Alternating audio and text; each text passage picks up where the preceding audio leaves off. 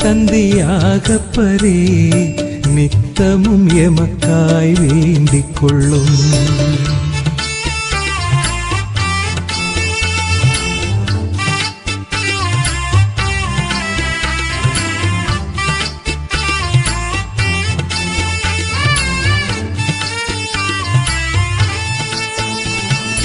மரணத்தை மகிழ்வுடன் ஏற்றவரே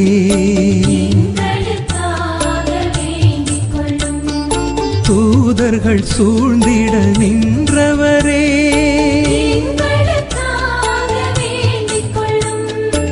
எபேசில் அன்னையை கண்டவரே